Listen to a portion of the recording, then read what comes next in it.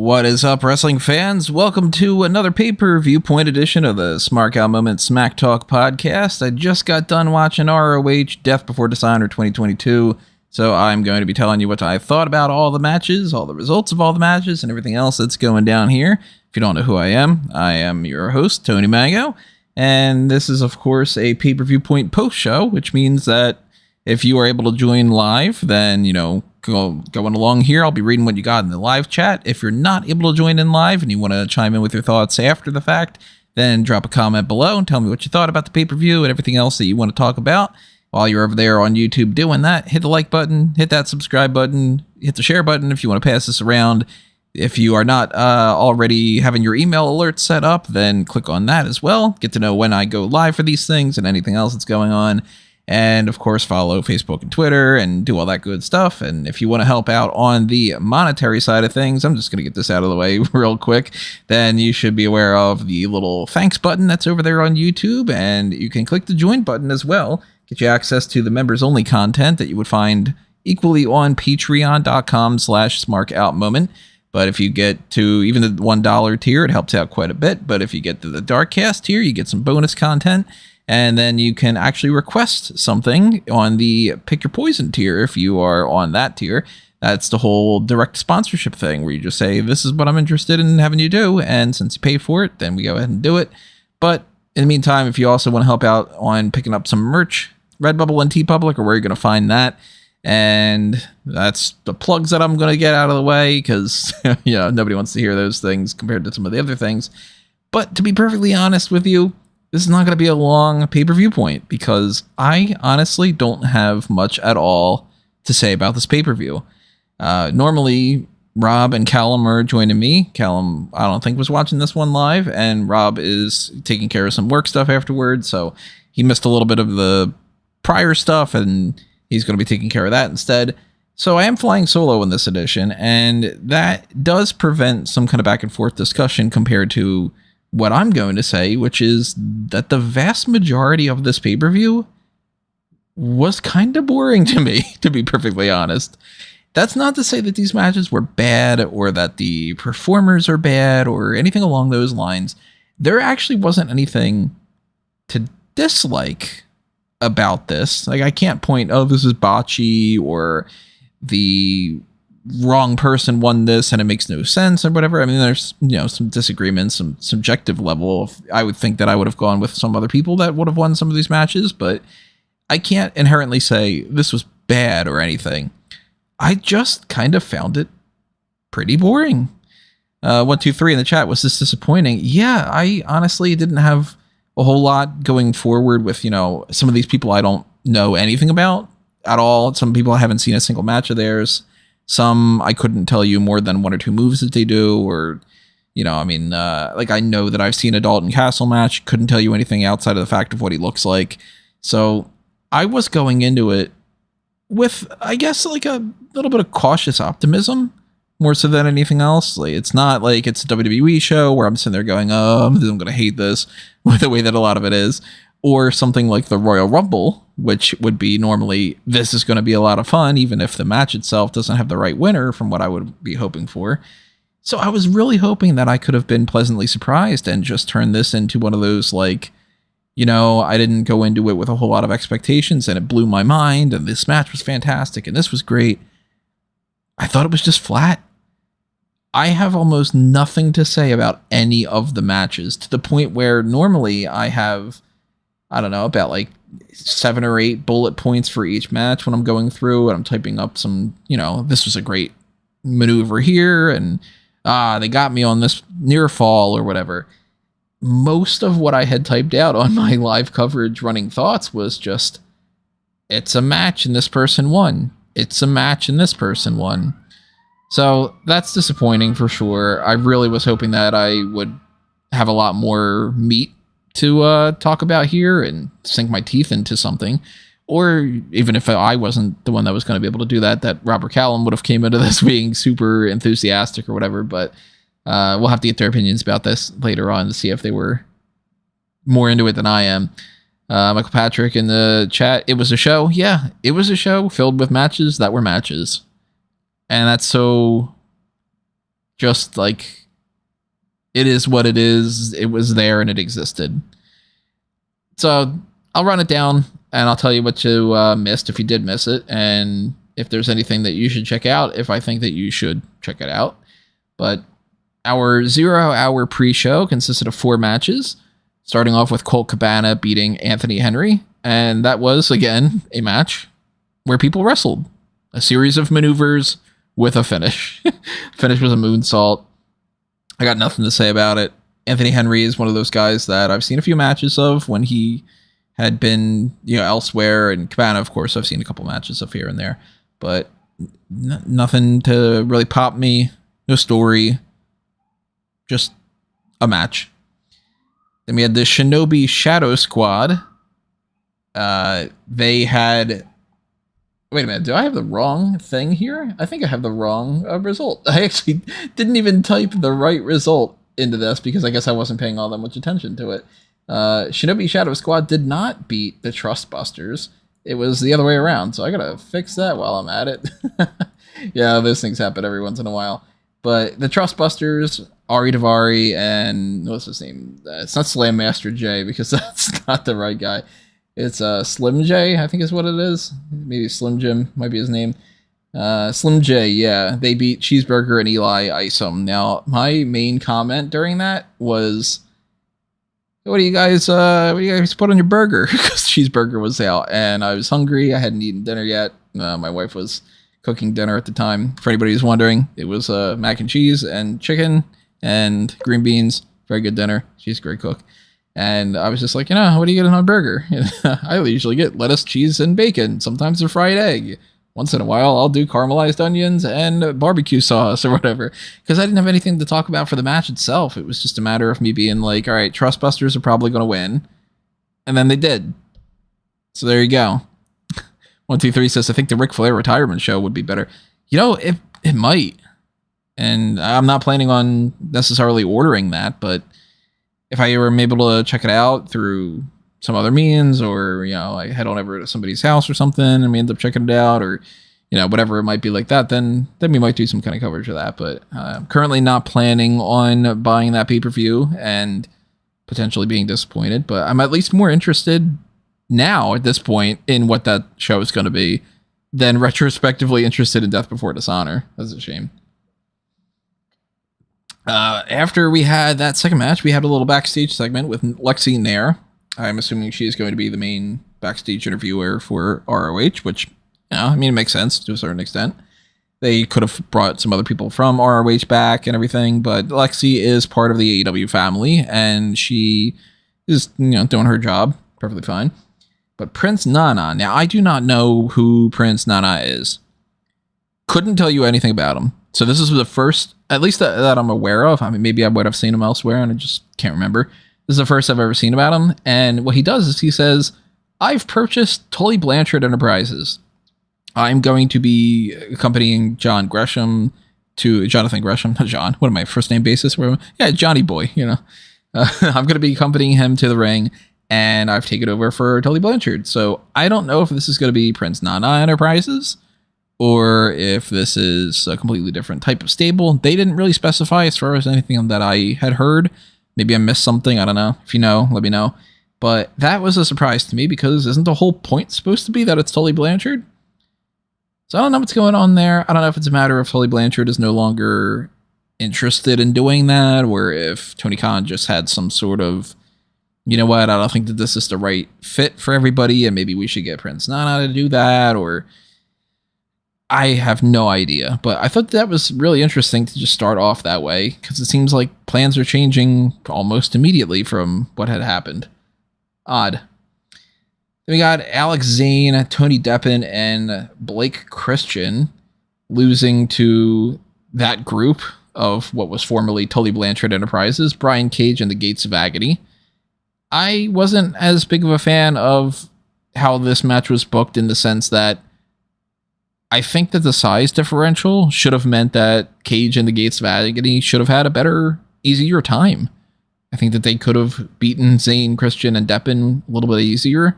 And I don't know how Tony Khan plans on booking those three going forward, if he just wanted to protect them or what, but I would have leaned a little bit more towards Cage and the Gates of Agony, just not necessarily squashing. I wouldn't go that far, but that they could have gotten an easier win. I think that would have made a little bit more sense. They still won, so I guess that's something. And then we finished out that 0 hour with Willow Nightingale defeating Allysin Kay. So I was completely wrong about that one.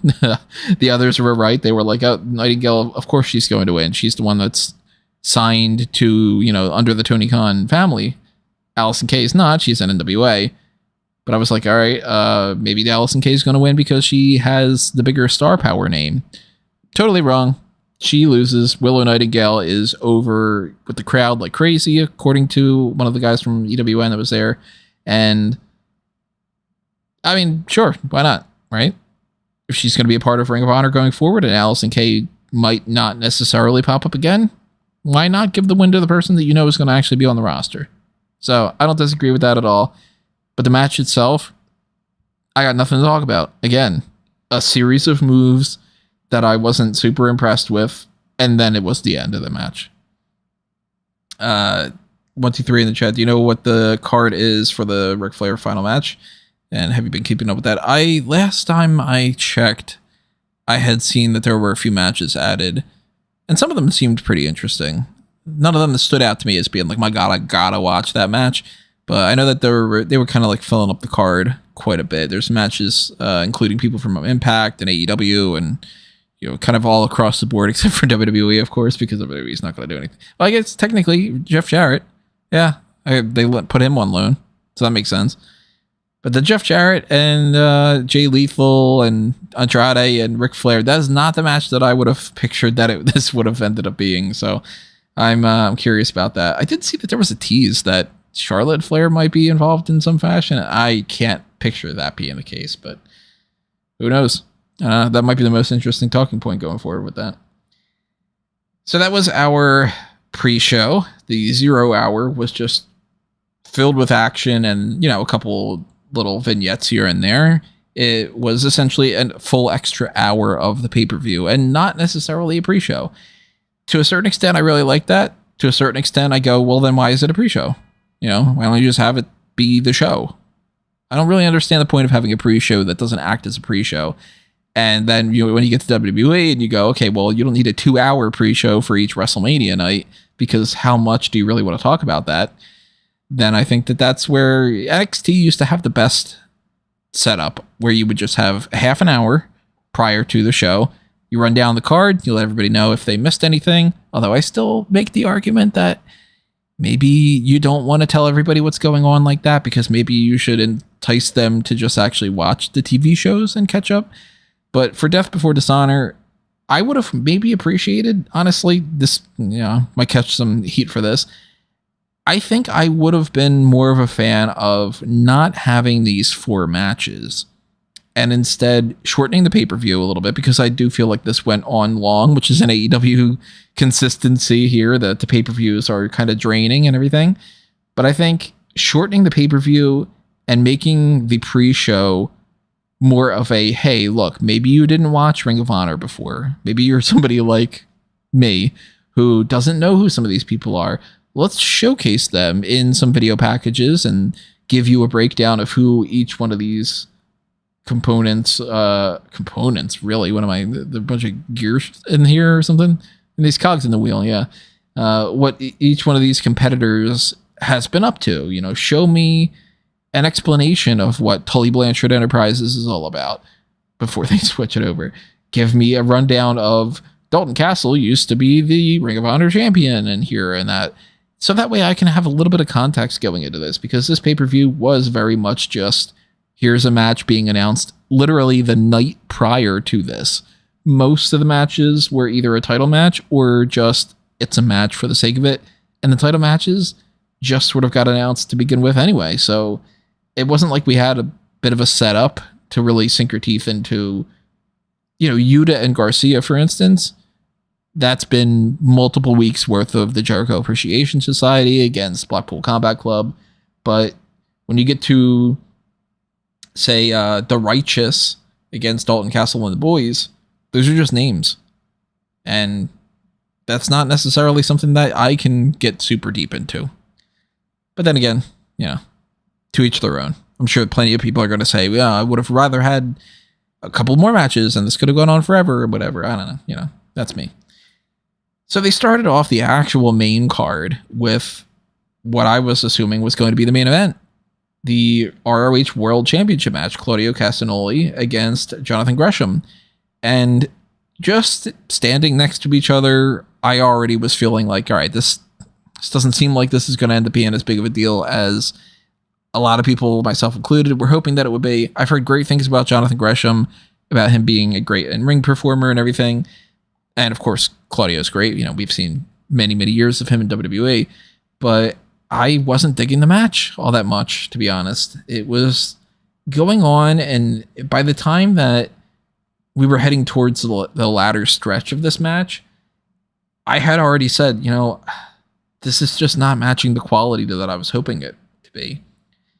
I was surprised about this opening the card, but then once that happened, I started to think about it and went, you know what?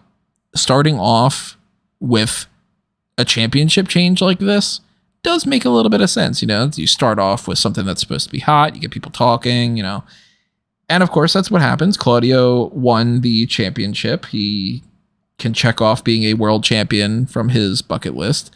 It's the ROH World Championship, but it's still a world championship, and the right call was made for that at the very least. I'm very curious with the fact that Jonathan Gresham deleted or deactivated his Twitter afterward. Well, what's going on there? Maybe that's a sign of some kind of issues. Maybe that is just a storyline thing. Twitter is one of those weird ranges where you never really know where they're blurring the line. Is that something that they're using to just tap into the social media side of professional wrestling at this point?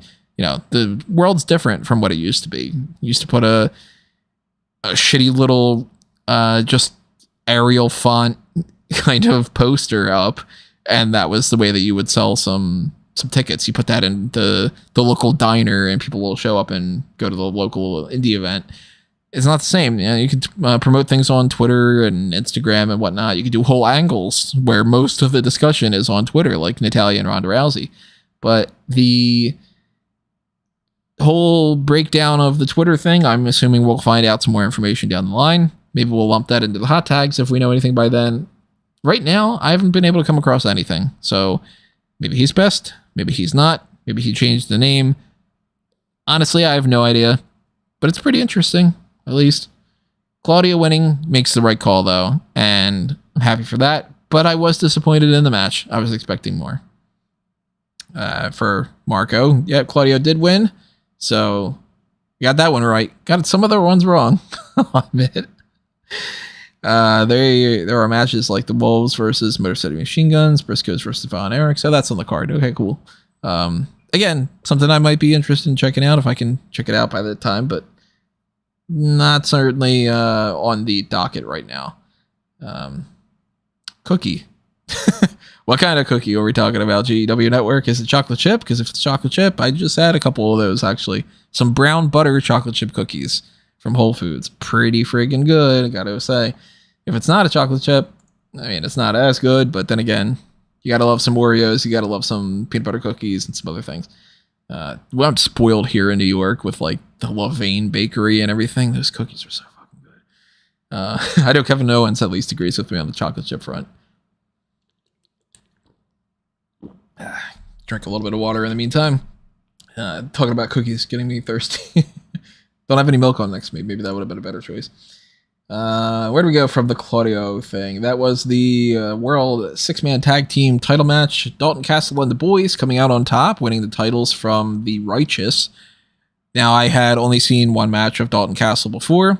I had seen the boys as just, a side thing. I would recommend the show, The Boys, because that's great. It's unrelated, but it is called The Boys. So, I think that's fantastic. But I love the idea of talking about that a little bit more with the Fanboys Anonymous side of things. I could dive much more deeper into how great Homelander is than about this match. Of course, if you are interested in more Fanboys Anonymous content, go to fanboysanonymous.com and show some love over there for all that good stuff. Subscribe to that channel, check out the Patreon, blah, blah, blah. You know how to do it. It's the exact same thing as what's over on Smark at the moment. It's just for geek culture stuff. So the match itself, I really only had one note, which was, from my perspective at least, Castle's coming across as the biggest star of the match. And I was assuming that the boys were going to take the fall here, but they end up winning the titles. Neat. I have no investment, but neat. The Righteous, kind of just feeling like a generic cult-like indie act. I've seen it a million times. Unless you're doing something special, it's not going to stand out to me. Same as with anything else. I mean, for anybody that's going to say, like, oh, you're such a snob for that, it's the same for anything. You see a million movies that are action movies. They all blend together. You see a million comedy movies with the same jokes. It's not going to be all that interesting and funny. But, hey, it was a match again. That moved over into the ROH Pure Championship match where Wheeler Yuta retained over Daniel Garcia. And this one was competitive, but I'll perfectly admit, if this is what they all are, then I don't think I'm going to be really looking forward to Pure Championship matches going forward. I know that there's a whole subset of people that are super interested in seeing more grappling, pure technical wrestling, amateur style professional wrestling stuff. That's not me. I've never been interested in actual amateur wrestling in the slightest bit. When I would be younger and it would be like, oh, you're into wrestling. Like, are you on the wrestling team? And I'd be like, hell no, I'm not interested in doing that. I don't want to watch it. Just boring to me. I have never seen a single collegiate wrestling performance all the way through. I've never watched the Olympics for the wrestling. Just not my thing. And when you get into some of that, it can be great. We've seen plenty of matches from people that are, Bret Hart, of course, is a great technical wrestler. And, you can go on and on about the Daniel Bryan's out there and everything. I like Wheeler Yuta. I like Daniel Garcia. I don't really see what's so cracked up about some of the stuff. And by the time that this was over, I was just like, okay, it was another match. And my energy level, especially by this point, was significantly going down. I was losing the ability to stay attentive to everything. It was not keeping my attention whatsoever. And that carried out throughout the entire rest of the pay-per-view for the most part until the very end. At this point, though, I'm thinking, okay, well, might be time for a title change again. Just because we got the other thing, but we got, somebody retaining their title. Maybe we get the women's belt. Nope, we got Roosh against Dragon Lee. And I'm sure for people that follow their careers and know the whole story about them being brothers and everything, that would be something that they would be super into and they'd be able to sink their teeth into. Again, to me, it was a guy I'm unfamiliar with against a guy I'm even less familiar with doing a series of moves. So, unless the moves are great, there's really nothing to talk about. They do a bunch of maneuvers, and it's fine. And I'm sure if I was there, I'd be having a little bit more fun. But by the time that I'm watching this, as mentioned, my energy is very low. And I'm thinking more so about how I'm interested in finding out what happened at San Diego Comic-Con. So this was a match where I caught myself checking the She-Hulk trailer and the Black Panther Wakanda Forever trailer and looking up the list of, hey, the Thunderbolts is coming out in 2024 or whatever it is. I forget the exact date. But I was kind of doing that and thinking, all right, if they do anything that's interesting enough in my peripheral vision, it'll draw my attention back to it.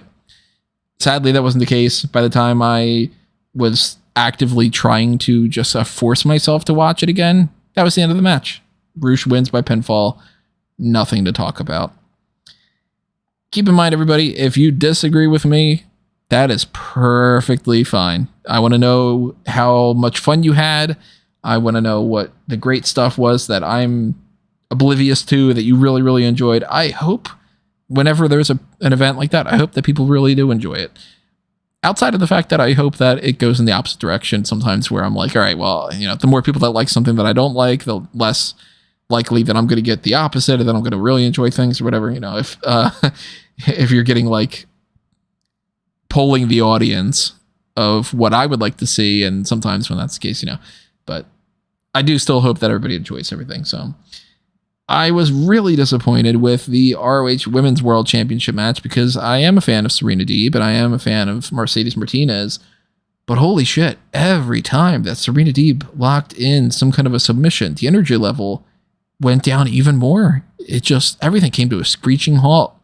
And there's criticism for Randy Orton putting on a headlock and everything, and I agree. I don't think it's just headlocks that do that. I think that most submission matches, unless you're able to tell a good enough story, and Bret Hart, as I mentioned earlier, was one of the few that I was he's my number 3 favorite of all time. He could do that in a way that was much more interesting to me. Most of the time when I'm watching somebody who is a submission specialist, it just sort of feels like they hold the person and there's not enough selling of it for me to really feel like anything's going on except for that they're taking a break. So throughout this match, I found myself actively wanting it to end more than even just losing my attention. I was just like, all right, can we move on to the 2 other matches that are left because I'm much more interested in those outcomes. And I was assuming that Deeb was going to win the championship. She didn't. It's not the end of the world. I like Martinez. So I am interested to see what they do going forward. But I do think that this was a little bit of a mistake. I think Deeb probably would have made a little bit more sense going forward as the champion. Maybe Tony Khan's got a different idea. Got to respect that to a certain extent and just assume that he knows what he's doing. But then again, when you watch an event like this, and I do kind of get the impression that it was just sort of, I don't know if I want to use this phrase necessarily, but by the fans, for the fans. If you are a super big fan of just wrestling, then you watch it and you enjoy it. And if you're somebody who is wired a little bit more like the WWE stuff, for me, I grew up in the new generation era of WWE and everything, and there's some flat out garbage in that time frame. And always, nothing's perfect, but I tend to like that storytelling side of professional wrestling a little bit more than just the moves. You can overbook it. You can get into the silly territory where it's just terrible and you're getting, Hornswoggle under the ring with a magical land with a courtroom and D-Generation X.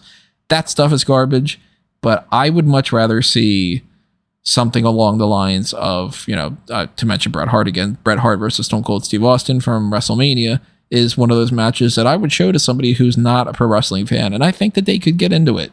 But I think if you just show them a series of maneuvers, they're going to get bored in the same way that a lot of people find baseball boring because it's just standing around waiting for a pitch and then that's a ball.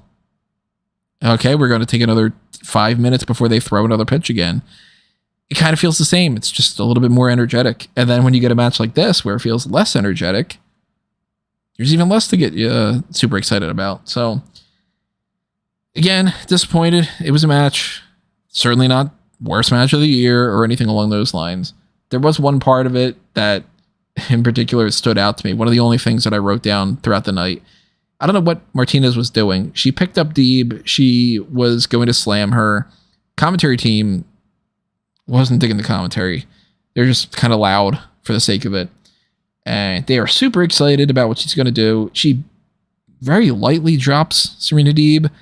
They go nuts about it. And I'm like, did I see the same move here? But hey, Martinez makes Deeb tap out.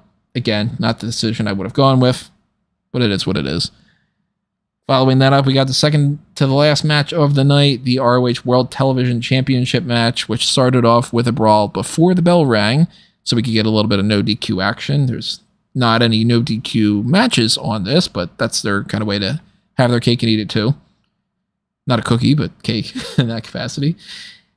I had more fun watching this than some of the other matches leading up to it because it was something that's just kind of breaking the mold a little bit. And hey, I'm a fan of Samoa Joe, so that's another thing too.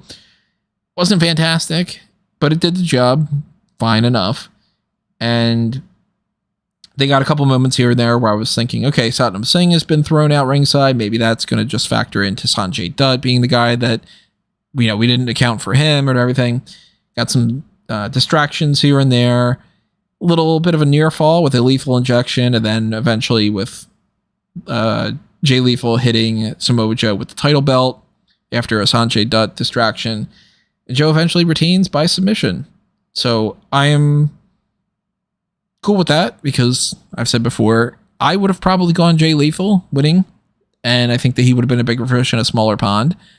But if you're going to keep the belt on Samoa Joe and make him a priority in Ring of Honor, can't really be disappointed in that. You know, I mean, Samoa Joe being a big name can draw some attention to Ring of Honor.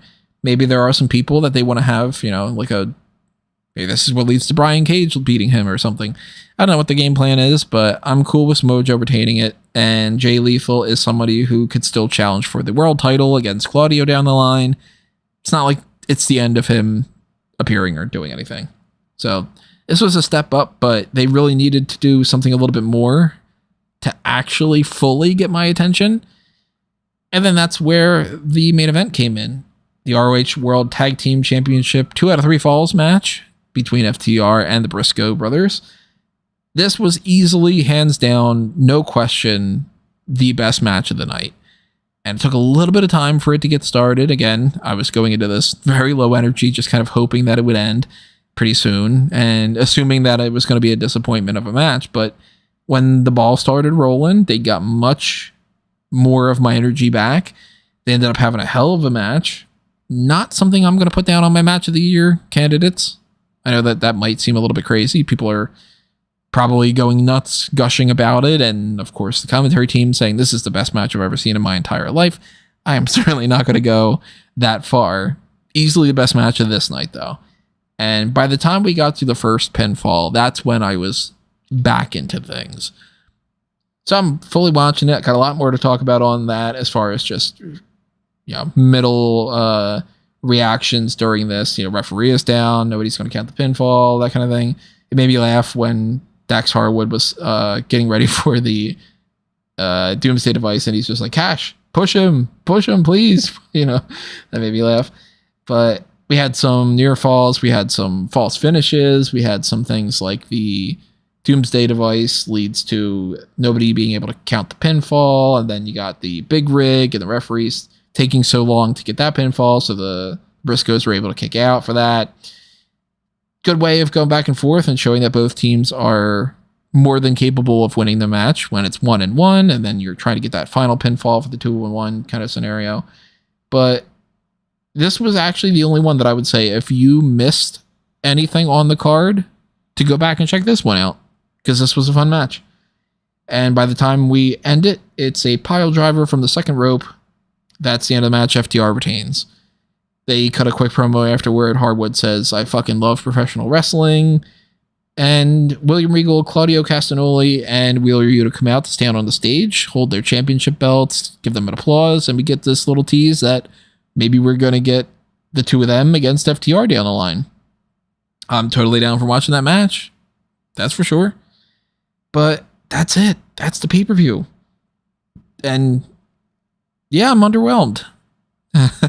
This is Ring of Honor. This is supposed to be this legendary, oh my God, the best wrestlers go out there and they have the best matches, and you never know what you're going to see because this stuff is not, I guess the phrase would be something like the shackles are off compared to something like WWE, and these guys get to do exactly what they want to do and all that.